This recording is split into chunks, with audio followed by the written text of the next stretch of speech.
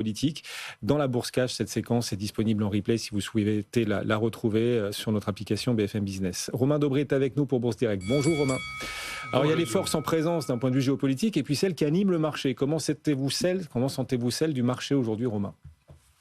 Bien, tout est un peu mélangé en ce moment. On avait en fait beaucoup d'éléments qui militaient pour une pause. La proximité de top historique sur l'indice CAC 40, des niveaux de résistance clés, il y a un très beau parcours pour le DAX. Sur l'Eurostoxx, c'était la même chose, 5555 points. Des indices américains qui tentent de réactiver une dynamique haussière après une pause de un mois et demi et qui ont du mal pour l'instant, des trous d'air à l'ouverture sur des indices. On voit peut-être une phase de distribution qui se met en place du côté des GAFAM sur les grandes tech américaines et une rotation en revanche, puisque les indices tiennent plutôt bien. Et puis vous le disiez, à Paris, il y a quand même des trous d'air un peu marqués sur des valeurs. Je regardais Capgemini, il perd quasiment 15% depuis sa publication.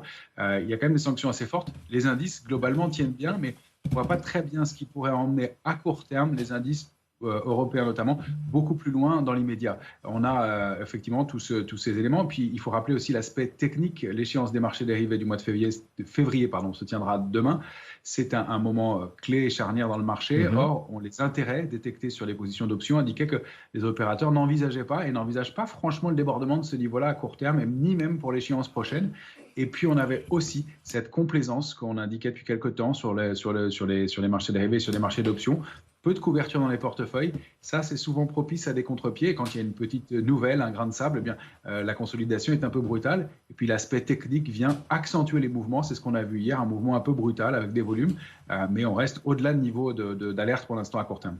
Romain, focus sur Imerys, en tête du SBF 120 sur des rumeurs de retrait de cote. Est-ce que ça a libéré des signaux techniques ?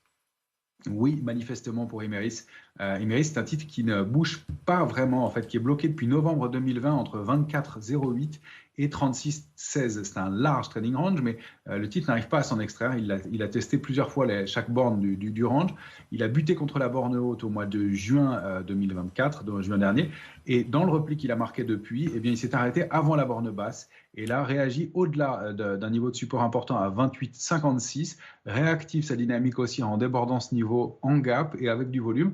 Et le parcours, la réaction du jour indique en mire un niveau de cible qui se situe à 36,16. On peut même penser qu'on pourrait sortir de ce gros niveau de congestion au-delà de 36,16 et aller chercher des extensions bien en direction de 41,60, pourquoi pas, avec une réactivation haussière, puisqu'on n'est pas allé cette fois chercher la borne basse du trading range, donc un peu de mieux dans le comportement graphique du titre à court terme. Joli, Imerys gagne effectivement 8% sur ces rumeurs de retrait de la cote. Dans le même secteur, Eramet gagne aussi du terrain. D'ailleurs, Sabrina, il y a un article sur Eramet, bfmbourse.com à consulter. Il est disponible. Publication plutôt pas mal, Eramet, c'est